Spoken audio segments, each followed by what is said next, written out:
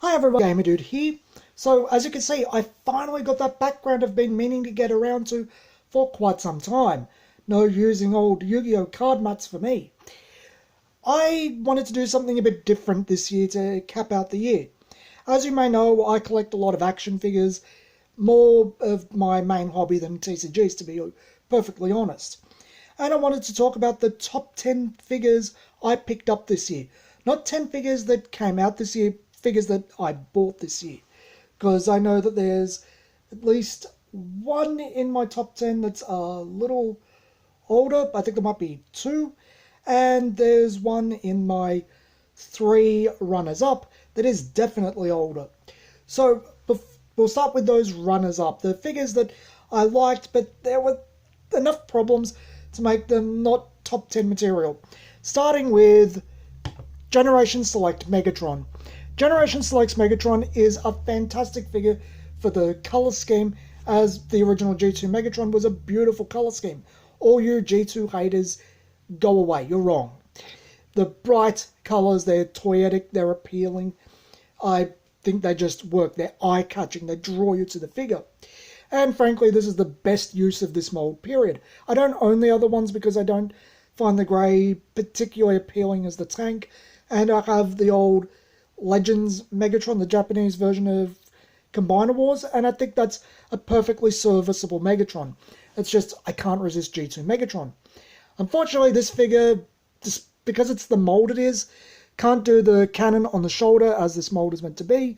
It doesn't have the pointed out brawl-like chest, and whatever this accessory is meant to be, I don't get it, I don't like it, thanks, I hate it, please stop. I think it's meant to be like the spear of the Dragonzord, but he can't hold it up like the Dragonzord would, because he'd be holding the turret, and he can't hold the turret, and it just goes on the arm like a fusion cannon. As per normal for all Transformers, and this is why I don't buy many anymore, he feels not heavy enough. He's on the small side, I reckon, for the price range, and the plastic doesn't feel the greatest. It's better than Titan's Returns, Combiner Wars, Power of the Primes, I think it was the Prime Wars trilogy. Feels better than that, but it's not as big and chunky, so it doesn't feel as good in the hand. That's something I do think is important with toys, that they feel good in the hand. Transformers in general doesn't anymore.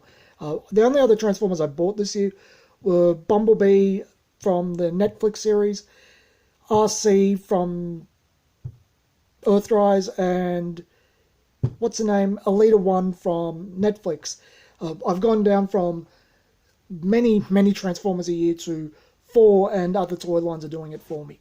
So, in related matters to Megatron over here, I'll just put him to the side, we have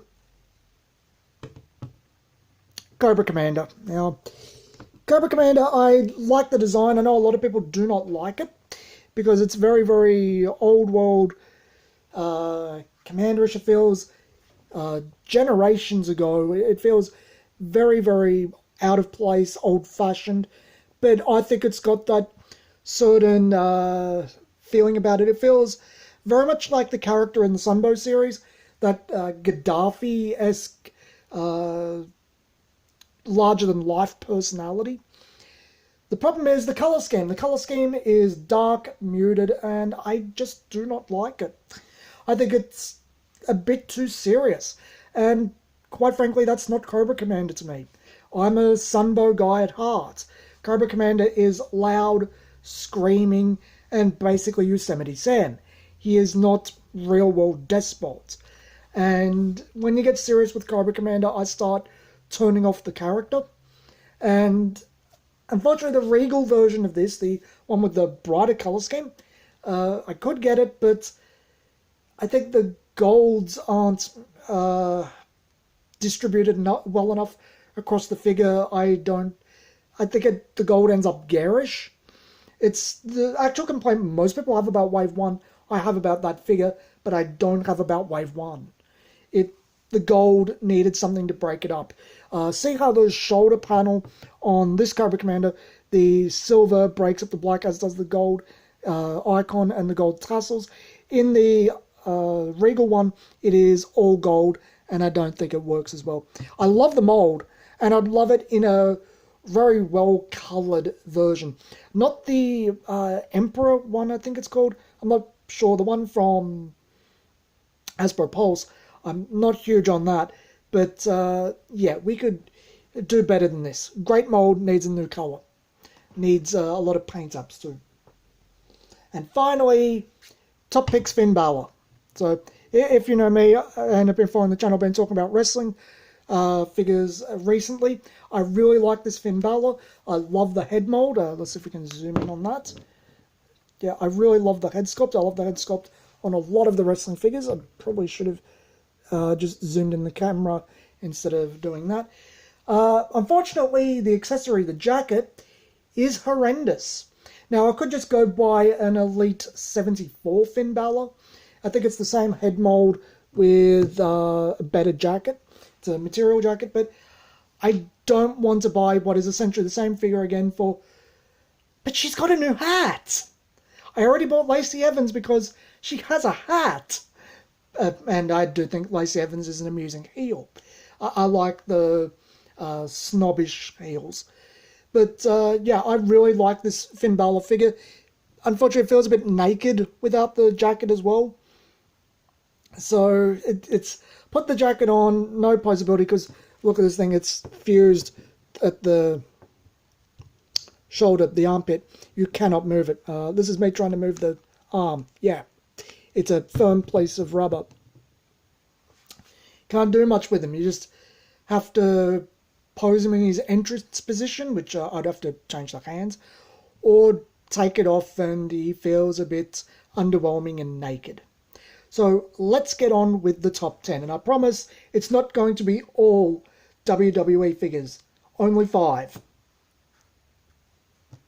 We start the top 10 with Elite Nikki Cross.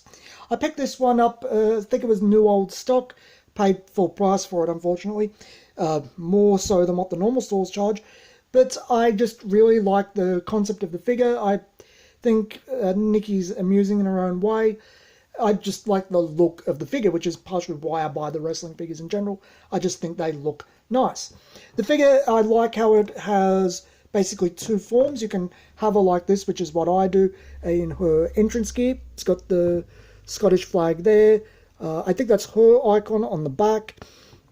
Unfortunately, it's an older figure, so only single joint knees, which not that big of a problem if you're just going to be standing there, but she could use something else. I think don't think she has ankles, but they're hindered by the clothes. I just think she looks really, really nice like this. I think it's striking.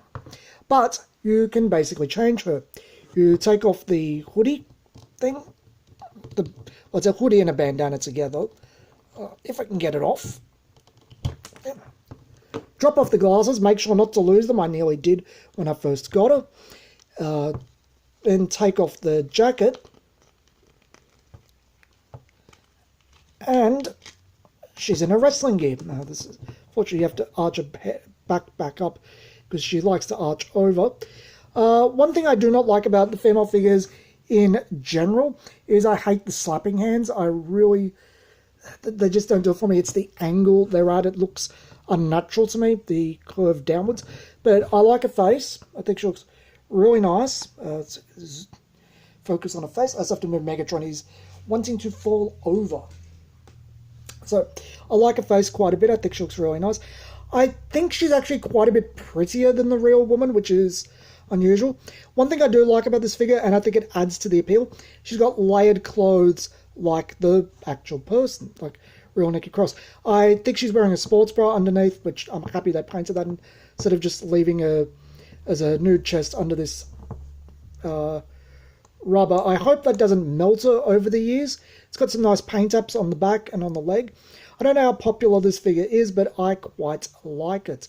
I think it's appealing on how it transforms from both her entrance gear to her wrestling gear. I know it's her older gear, but I think it's still very appealing. So that's Nikki Cross, number 10. Number 9, we have Elite Naomi. This one, I honestly just really like the whole glow theme Naomi has. I think it's very entertaining. I like how they turn the black lights on when she comes out and her costume glows. The figure's jacket, and I believe the belt it comes with also glow. I don't keep the belts on any of the figures except I think Brock Lesnar.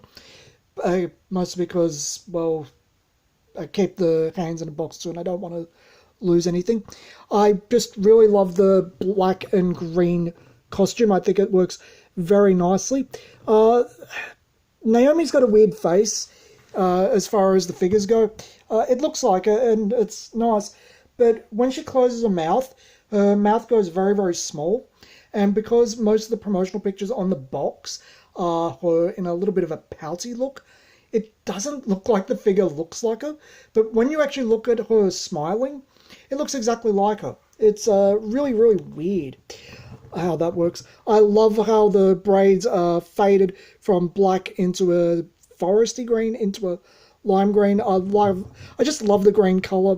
Green and purple are my favourite colours. And the jacket glows in the dark. I have her on a bookcase behind my bed, and I joke she keeps me up at night because I kind of just want to look back and go, is she glowing? Is she doing it? Good. She's going to be glowing very well after this recording. Can't wait for Scare Glow next year.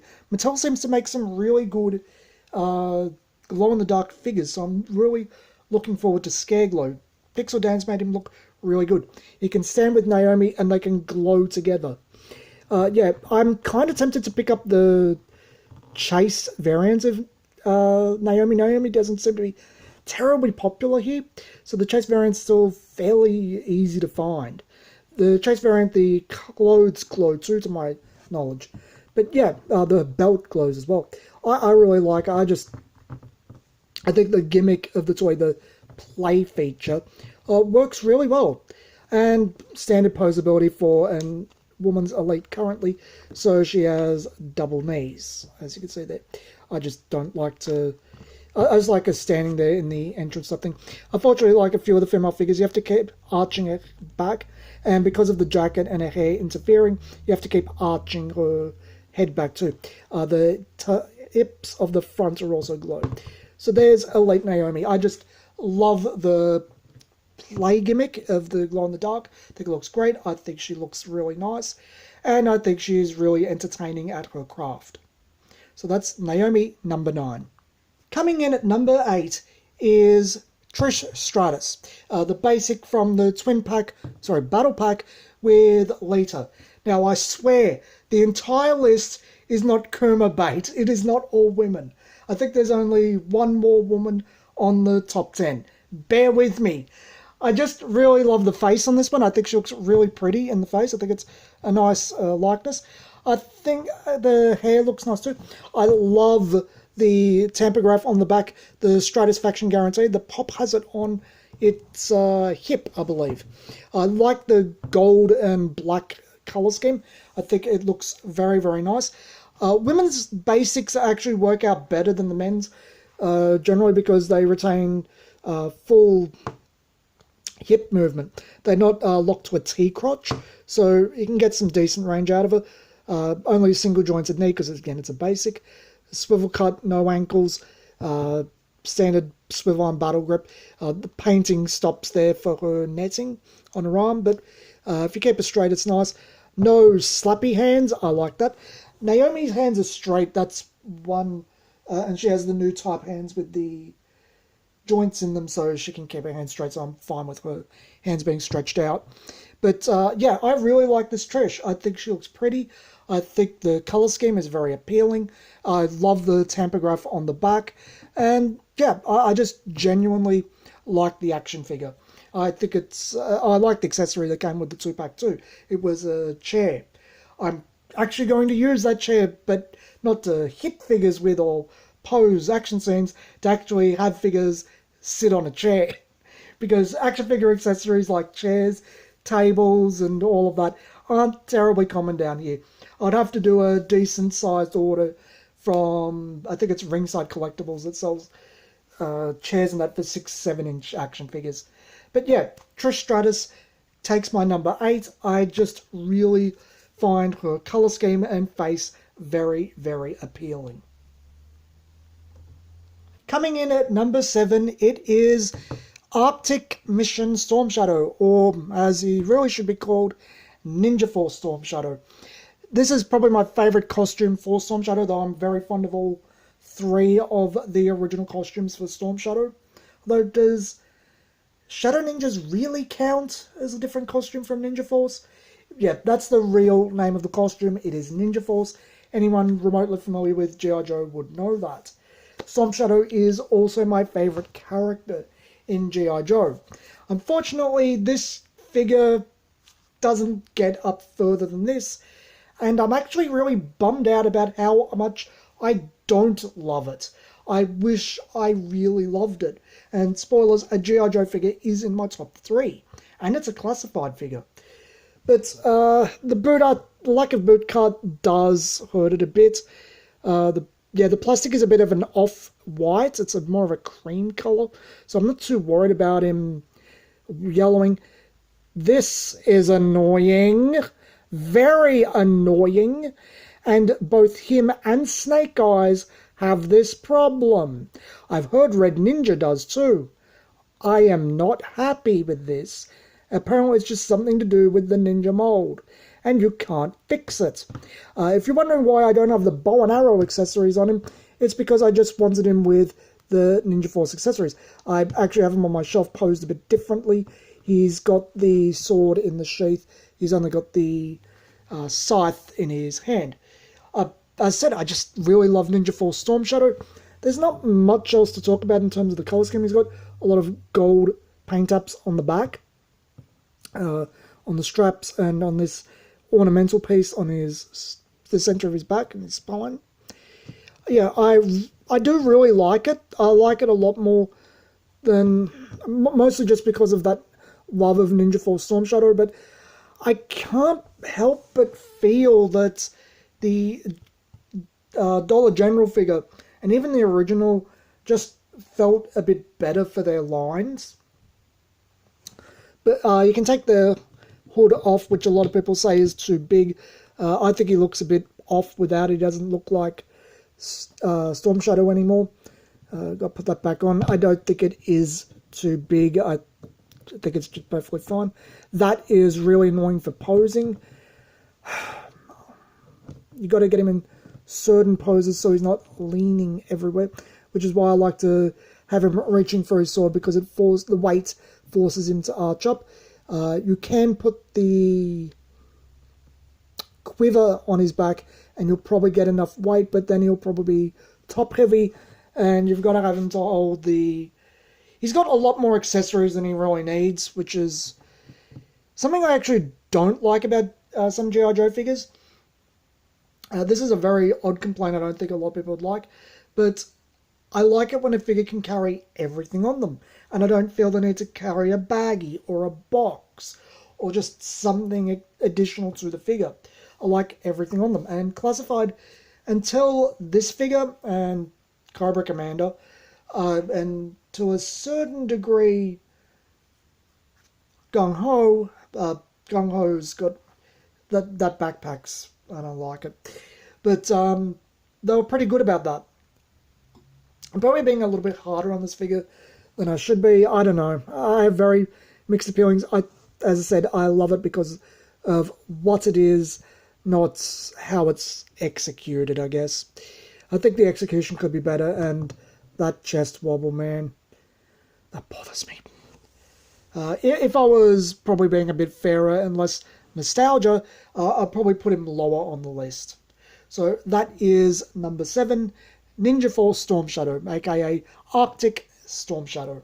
I wasn't really expecting a Bandai figure to be in this list, especially a Bandai America, but there's 2. The first of which being Dragon Star's Janemba. Janemba, like a Cooler, who I also have, feels great in the hand. The posability is fantastic. There's more posability than I'd expect. I actually really like how Bandai America does some of the joints compared to Hasbro or Mattel. And I think it just looks great. I love the red and purple color scheme. So the posability, how it works, if you're not familiar with how Bandai works, is instead of being a joint with a swivel here, it's a swivel and then a joint. So he's got, like, you can move it any direction. And it's unlike the G.I. Joes, which can only go up and down or right to left. He can do it all. I think the sword doesn't fit into the hand very well. The hand, like a lot of the G.I. Joe classified hands, is very, very tight. The sword is very, very flimsy. I'm worried about it, to be honest. He's got the pull-down joints like a G.I. Joe, which I think is pretty common to this line. I didn't like it when I first experienced this line with the androids and Broly, I think it is. I think they're the very few ones I've actually got. As you can see, the sword does not like the hands very well. It's hard to get it to stay nicely. That's the one complaint I have about this figure.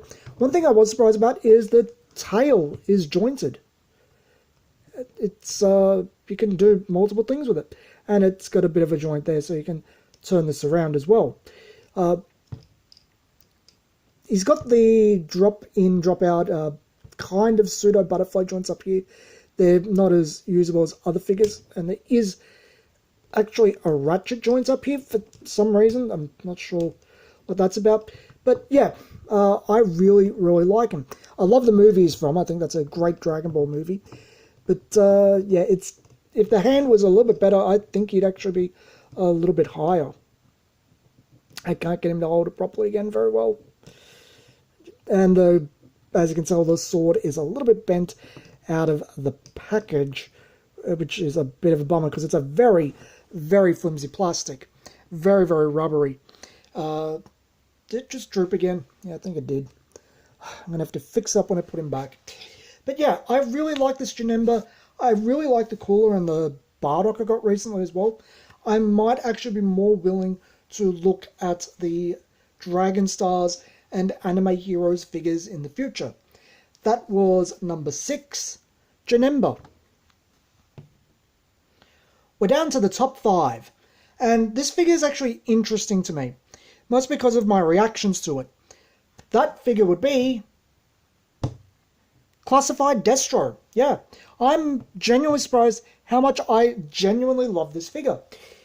He's one of my top 2 G.I. Joe classified figures. See, when I first saw the line, I thought, oh wow, it's another 83 looking Destro. How nice. It's kind of boring. Been there, done that.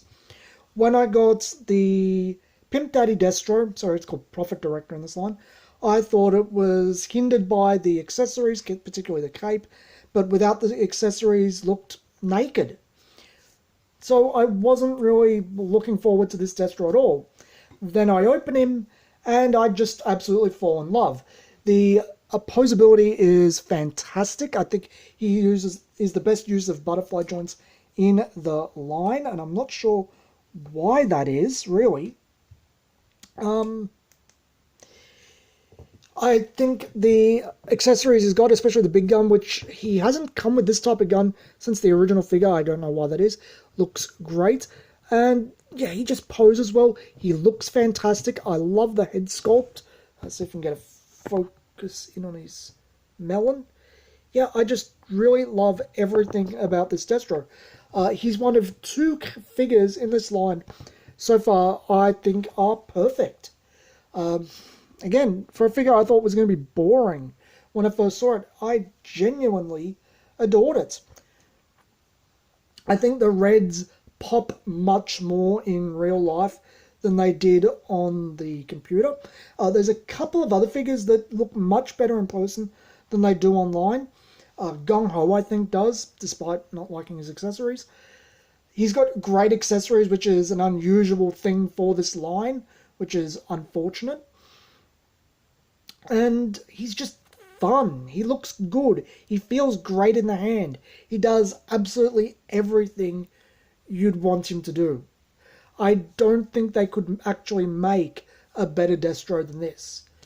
And I do like Destro all right. So, yeah, that's number 5, Classified Destro. With number 4, we return to Bandai, and Anime Heroes Sarscape. This is a figure I really did not expect to own or like. I'm a huge fan of Sasuke Uchiha, not his brother. I'm not an Itachi fan. I like the design motifs of his family. I do actually quite like Peanut, his daughter, Sarada. But when this figure first came out, I think it came out last year, the sides of the shirts, which is a different piece to the torso, they weren't welded correctly. So I didn't pick it up because it didn't look like the shirt fit properly. It looked poorly manufactured. I didn't want to buy it for the asking price when it was clearly unfinished. Then they get in new ones at Zing, and I noticed that, hey, they fixed up the shirt. I really don't know why the shirt's a different piece to the body. And then I pick him up, and I honestly can't stop fiddling with him. I just love touching it. Oh god, that sounds great. I just love holding this figure and posing it. It does everything you'd want a Sasuke to do, bar the eyes, maybe an alternate head. Yes, the shirt is the wrong colour. It should be white. It should not be this off purple, I think it is. Is it an off purple? It looks off purple to me. It looks like a greyish purple. It should be white. And yeah, the chest is a bit plasticky, but I just love posing him, and I love just doing stuff with the figure. I think he's just a genuinely fun figure. I have him with Storm Shadow and Snake Eyes on my shelf because, you know, ninjas. It's only one of the anime heroes I own, and I'm kind of tempted to pick up Naruto now to go with him. I wish they'd do Sakura, but yeah. I think the Bandai figures, if they are going to running change and fix them, that's a very good thing. I'm actually really impressed by the Bandai figures I've picked up recently. I think they've all been really good. Much better than the bland and rather underwhelming androids. So that is Sasuke Uchiha number 4. Number 4 is probably a bit of a contentious pick. One, because I know that there is a better version of this figure, and 2, because the person it depicts has a good habit of making people get very irate at them. That would be Elite Ronda Rousey. This is the SummerSlam, I think it's Elite 76? I'm not sure. I don't have the box in front of me. But I genuinely enjoy this figure. I think it's because of how unique it is, more than Ronda herself. I do find Ronda very entertaining in her own right at wrestling, but a lot of the female wrestlers have very feminine figures. Quite chesty. Yeah, they have broad shoulders, but that's mostly due to the exercise. They have nice shapely legs. Ronda has a very, very fit body, and she's not chesty at all. There is an earlier basic Ronda Rousey I have where she's using, I think, Camilla's body, and it's very, very chesty, and because of that it looks nothing like the woman. But the very athletic look of the body, the muscular structure of the moulding, I think it looks very appealing, as does the face in its own way. Not being a... not that Ronda isn't attractive in her own right, it's just that with the, I guess, war paint, for lack of a better word, and the scowling expression and the way her hair's done, it's not, again, a traditionally feminine or attractive look. It's very much ready to beat the living daylights out of you. And that is appealing in its own right. It's very, very unique and striking. And on top of that, I love the kilt from Roddy Piper. I like the Rowdy shirt with, sports bra, which is, again is from Roddy Piper. Her bum is quite big, which is noticeable. It's made even worse with the kilt because it's quite thick plastic, but if you move it up, she's not that bad. But you'll notice a lot of masculine people, their bums seem to get quite big. It's interesting how that works.